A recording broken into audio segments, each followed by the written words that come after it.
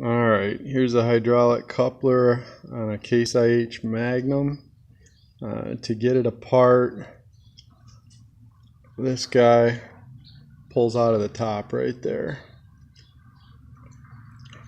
Takes a little fishing around, maybe use a screwdriver, but that comes out.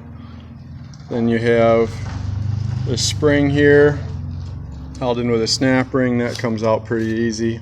You're down to the coupler right here.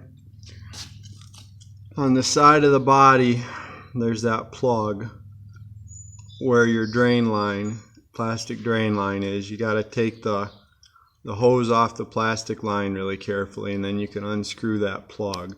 Once you get that plug out, this spring slips into that hole. I don't know how well you can see it, but that's wrapping all the way around this body. It comes right back around and touches itself. So one side of the spring holds one in and the other side holds the other one in. Now, down inside there are two rubber O-rings behind these Teflon rings. The best way I found to get the Teflon ring back in is to fold it up like that, hold it with a needle nose and slip it down in there, and then you can carefully open it back up and slip it into that notch. This is an old one just to show you, but you got to be pretty careful with that needle nose. You don't want to damage that ring.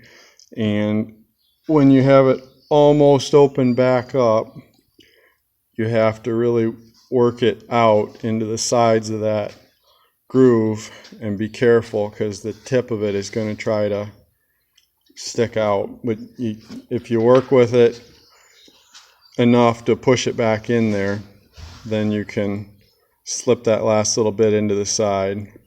But make sure you got it in flush all the way for when you slip that new body in. Now, here's the other thing we've seen. These are the old ones.